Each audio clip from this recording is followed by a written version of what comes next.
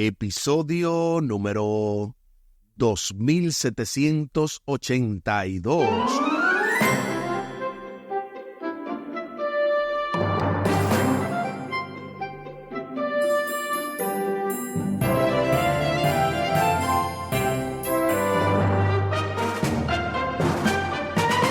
Saludos y bendiciones. Esto es Estudio Sistemático de la Biblia. Por la gracia de Dios estamos alcanzando ya este lunes 22 de abril. La luz vence en las tinieblas. Y esta semana estamos compartiendo la lección número 4. Defendamos la verdad, con el texto a memorizar de Juan capítulo 3, versículos 14 y 15. Juan 3, 14 y 15. Como Moisés levantó la serpiente en el desierto, así es necesario que el Hijo del Hombre sea levantado, para que todo aquel que crea en él no se pierda, sino que tenga vida eterna. Esto es lo que dice Juan capítulo 3, versículos 14 y 15. Esta semana nos estamos gozando con esta lección número 4, y para hoy tenemos el poderoso comentario teológico del doctor y pastor Franklin Martí, así como lo habíamos prometido. Pensaba que iba a ser más adelante, pero qué bueno que él ha enviado este audio para compartir con cada uno de nosotros. Al final del programa estaremos compartiendo la vía de contacto de Radio Oasis de Esperanza. Les invito para que hablemos con nuestro Dios en oración. Buen Dios y eterno Padre, gracias te damos por la oportunidad de escuchar tu palabra, la oportunidad de poder abrir, oh Dios, este estudio, iniciando con tu presencia, con tu providencia. Bendice a cada oyente y bendice también a cada familia representada para que juntos podamos no solamente estudiar y aprender, también que podamos aplicar a nuestras vidas. Favores que te pedimos y te agradecemos, junto con el perdón de nuestros pecados, en el nombre de Jesús. Amén. Amén.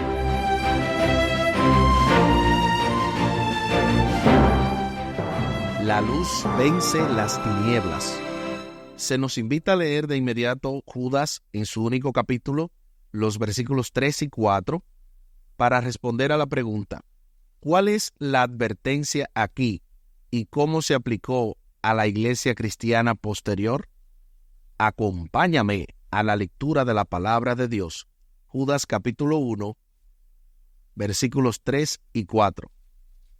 Amados, por la gran solicitud que tenía de escribiros acerca de nuestra común salvación, me ha sido necesario escribiros, exhortándoos que contendáis ardientemente por la fe que ha sido una vez dada a los santos, porque algunos hombres han entrado encubiertamente, los que desde antes habían sido destinados para esta condenación, hombres impíos, que convierten en libertinaje la gracia de nuestro Dios y niegan a Dios, el único soberano, y a nuestro Señor Jesucristo.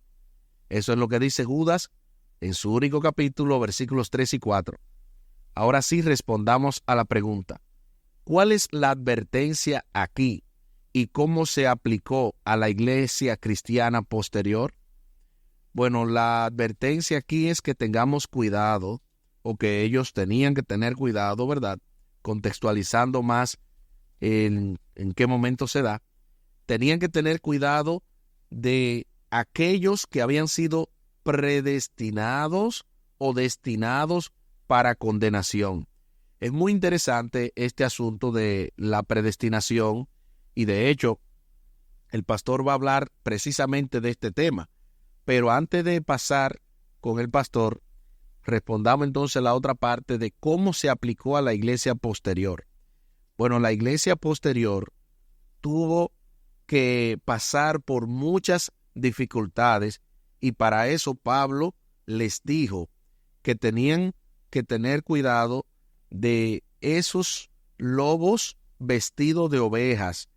Yo realmente me pongo a pensar, son tantas cosas que hoy en día atacan la fe, gente que se hace creer cristiano, que ellos mismos creen que están bien, cuando en realidad están dañando a la iglesia. Y es algo terrible porque tú no puedes aconsejarlo y de esa manera ellos viven y creen que ellos tienen la razón y atacan a todo el mundo y atacan todos los sistemas. Entonces realmente es bien delicado todo esto.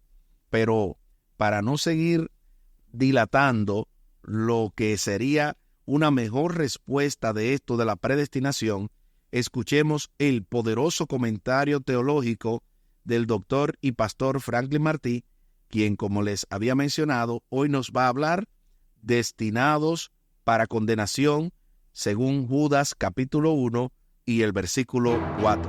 Bienvenido, pastor y profesor.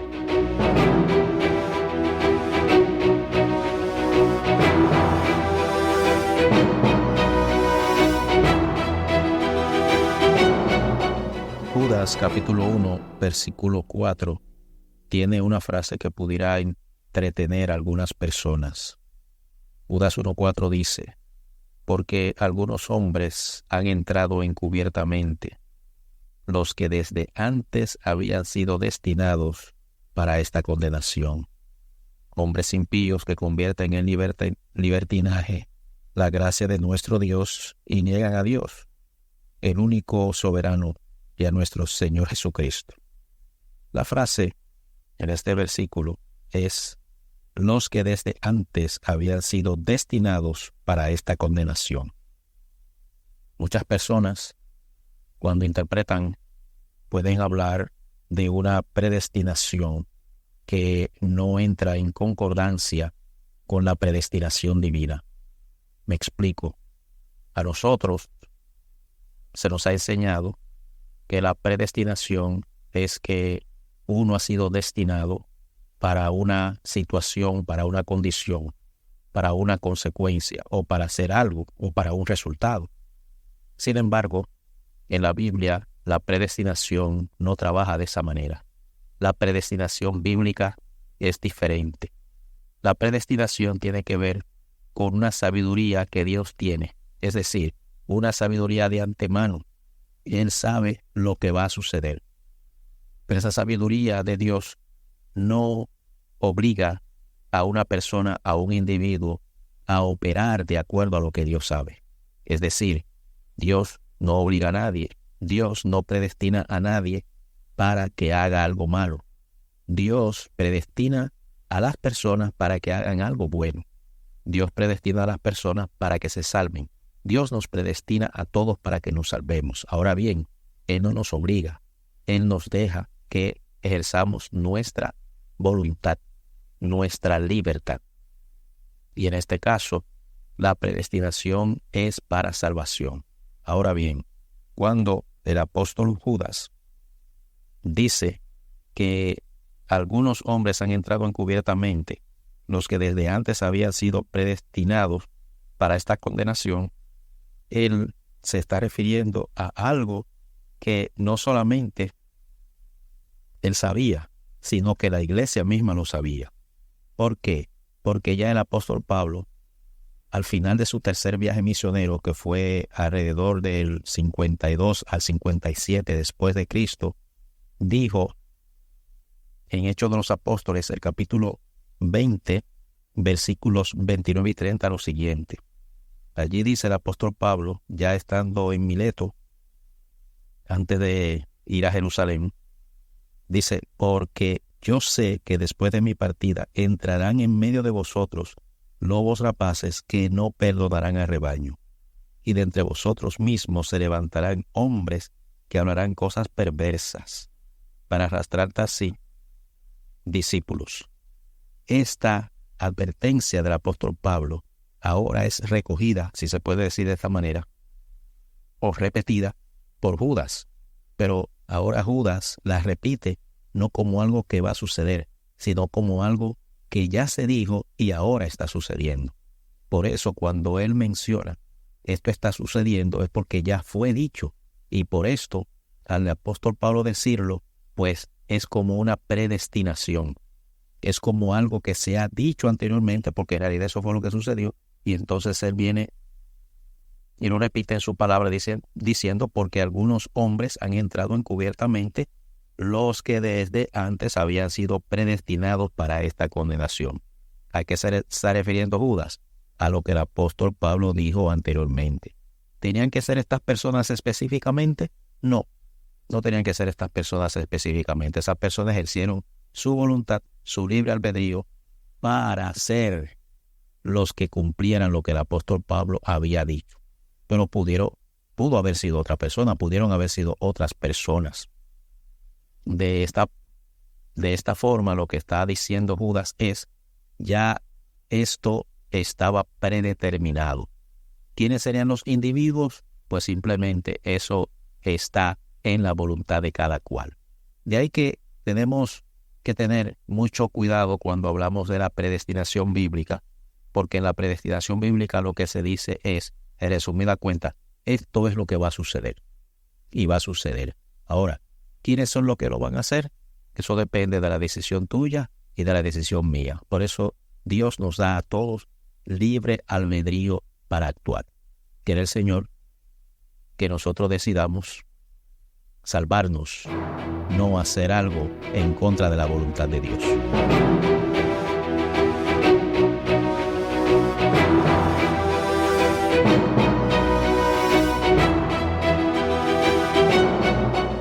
Gloria sea nuestro Dios. Muchísimas gracias por este tremendo comentario y por habernos aclarado que no existe tal cosa como la predestinación para perdición o predestinación para salvación como algunos creen, en el contexto que algunos creen, sino en el contexto que la Biblia habla, que tiene que ver con la predicción de lo que va a suceder. De ahí que los ejecutores, de ahí que los actores, cada uno lo elige. O sea, usted decide si quiere ser parte de la solución y no del problema. El libro de Judas se escribió en algún momento antes del 65 después de Cristo para los cristianos fieles, como dice Judas 1:1, santificados en Dios el Padre y guardados por Jesucristo. A propósito, ¿verdad? No se menciona, pero no solamente había un Judas. Por si acaso ustedes están diciendo, ven acá, Judas Iscariote, ¿no? Judas Iscariote, ese ya estaba perdido. Estaban hablando de otro Judas, el apóstol Judas, que escribió precisamente esta carta. Exhortaba a estos fieles creyentes a contender por la fe que una vez fue confiada a los santos, porque se han infiltrado algunos hombres, dice él, que convierten en libertinaje la gracia de nuestro Dios. Yo creo que Judas no está hablando solamente por su tiempo. Judas está hablando por este tiempo y precisamente para este tiempo donde hay tanta gente que ha convertido la gracia en un libertinaje. Entiéndase con decir, no importa lo que tú hagas, Dios te salva y una vez salvo, siempre salvo. Tenga cuidado, porque es verdad que Dios te salva aunque somos pecadores, aunque caigamos, pero nuestro ideal debe ser el cielo. Nuestra meta debe ser perfectos en Cristo Jesús, y aunque no podamos alcanzarlo, aunque eso nada más suceda cuando tengamos un cuerpo glorificado, pero aún así debemos de luchar por nuestra salvación con temor y temblor, como bien también lo dice el apóstol Pablo. Esta amonestación tuvo aún más significado para los creyentes de la Edad Media, después de que las prácticas paganas inundaran la iglesia y las tradiciones humanas pusieran entonces en juego la palabra de Dios. Durante muchos siglos hubo pueblos como los valdenses que defendieron las verdades de las Escrituras. Creían que Cristo era su único mediador y la Biblia su única fuente de autoridad. Hay una cita a propósito de esto que estamos mencionando que se encuentra dentro del libro El conflicto de los siglos, específicamente dentro del capítulo 4 del libro El conflicto de los siglos, titulado Los fieles portaantorchas. Noten lo que dice esta poderosa cita. En todas las edades hubo testigos de Dios, hombres que conservaron su fe en Cristo como único mediador entre Dios y los hombres. Sostuvieron la Biblia como única regla de la vida y santificaron el verdadero día de reposo. Del libro El conflicto de los siglos, dentro de ese capítulo 4, titulado Los fieles porta antorchas. De verdad que con una cita así no tenemos nada que agregar, excepto el mencionar que esos fieles portaantorchas todavía permanecen. Tú y yo somos también parte de esos fieles portaantorchas, si así lo decidimos. De modo que, ¿verdad?, volviendo al asunto de la predestinación, tú y yo elegimos si queremos ser parte de los que están destinados para salvación, aquellos que deciden por Cristo, o aquellos que están destinados para perdición, aquellos que deciden por el mundo. Se nos invita a leer Apocalipsis capítulo 2 y el versículo 10 para responder a la pregunta: ¿qué promete Dios a los que le son fieles aún ante la muerte misma? Apocalipsis capítulo 2, versículo 10. No temas a nada de lo que vas a padecer. He aquí, el diablo echará a algunos de ustedes en la cárcel para que sean probados y tengan tribulación por 10 días. Sé fiel hasta la muerte, y yo te daré la corona de la vida. ¿Qué promete Dios a los que son fieles aún ante la muerte misma? Te promete y me promete, y le ha prometido a todos los que por los siglos han creído en Él y han sido hasta muertos por su causa, la vida eterna. Dios te promete nada más y nada menos darte la corona de la vida. Y esto realmente es una gran bendición. Estas palabras fueron escritas a la iglesia de Esmirna. Uno de los dioses patronos de la ciudad era Dionisio, el dios de la fiesta y de la fertilidad. Cuando morían los sacerdotes de Dionisio, en el cortejo fúnebre se les colocaba una corona sobre la cabeza. Juan contrasta esta corona terrenal que se colocaba en la cabeza al morir con la corona de la vida que se coloca en la cabeza de los que vencen a las fuerzas del mal. La corona de la vida se entrega a quienes soportaron pruebas, dificultades, sufrimientos y la muerte misma por amor a Cristo. Esto es maravilloso. ¿Tú te imaginas que no importa qué te haga el ser humano, tu vida esté escondida con Cristo en Dios? Eso no tiene comparación. La corona de la vida inspira a estos fieles. La corona de la vida siempre motiva a los creyentes en circunstancias difíciles. Inspiró a los valdenses en medio del dolor y en la persecución, obviamente, pero también ellos sabían que un día verían a Jesús y vivirían con Él para siempre. La corona de la vida también nos habla a nosotros.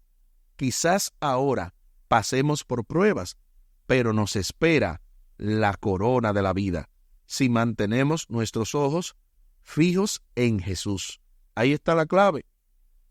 Yo no sé por qué hay tanta gente con miedo a esto. Dice, yo prefiero que el Señor me ponga a descansar, porque si Él sabe que yo no voy a soportar, pero precisamente Él sabe. ¿Por qué entonces estás con ese miedo y con ese deseo de que te llegue la muerte? Si Dios sabe que tú no vas a resistir, tú no tienes que pedirle que Él te lleve o que Él te ponga a descansar, porque en realidad no es que Él te lleva, simplemente te pausas en la vida. Pero lo interesante de todo esto es que Dios es fiel y no va a dejar que seamos tentados más de lo que podamos soportar. Antes, junto con la tentación, junto cuando vengan los momentos difíciles, si mantenemos nuestra vista en Jesús, Dios nos dará la salida. Se hacen las preguntas finales. ¿Qué te anima en tiempos difíciles? ¿Qué te asusta? ¿Qué promesas puedes reclamar para esos momentos? Bueno, lo que a mí me anima en tiempos difíciles es saber que no importa lo que esté sucediendo, Dios tiene algo mejor al final del camino. ¿Y qué me asusta? Estar lejos de Dios. Yo lo único que le tengo miedo es a eso. La gente tiene miedo a veces de, qué sé yo, de un ascensor, o tiene miedo de un avión, o le tiene miedo a tantas cosas. Pero si te vas a morir, no importa que tú le tengas miedo, te vas a morir como quiera. Lo interesante es no temer a nada de lo que pueda hacer el hombre, porque lo importante es que nuestra vida esté en las manos de Dios. ¿Qué promesas puedes reclamar para esos momentos? La promesa que leímos anteriormente, Apocalipsis 2:10, sé fiel hasta la muerte, y yo te daré la corona de la vida. Aquí el tiempo se acabó.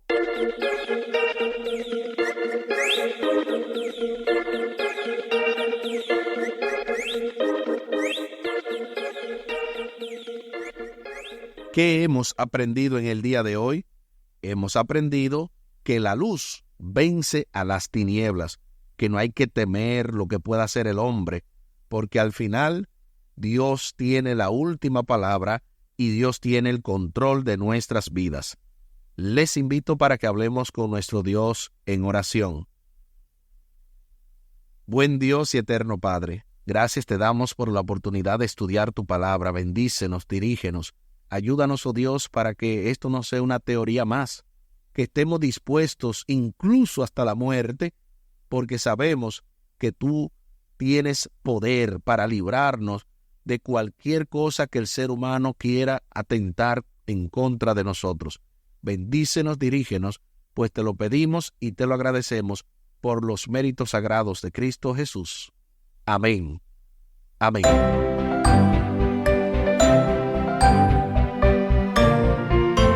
Espere con la ayuda de nuestro Dios para este martes 23 de abril, valor para permanecer firmes. En el marco de esta lección número 4, defendamos la verdad, con el texto a memorizar de Juan capítulo 3, versículos 14 y 15. Juan 3, 14 y 15. Como Moisés levantó la serpiente en el desierto, así es necesario que el Hijo del Hombre sea levantado, para que todo el que crea en él no se pierda, sino que tenga vida eterna. Juan capítulo 3, versículos 14 y 15. Así como lo habíamos mencionado al inicio del programa, compartimos la vía de contacto de Radio Oasis de Esperanza. Recuerden, estamos 24/7 disponibles en la página de internet roesperanza.com. R de radio, O de Oasis, Esperanza, así como se oye la palabra esperanza.com. También pueden comunicarse con nosotros por medio del correo electrónico roasisdeesperanza@gmail.com, roasisdeesperanza@gmail.com, y a través del WhatsApp 203-302-0397, 203-302-0397. Muchísimas gracias por la fina gentileza de la atención dispensada. Estuvo con ustedes Tomás Polanco. Un día más para la esperanza, un día menos para el dolor. Que Dios les bendiga. Ánimo contra el miedo. Hay paz. Hay paz.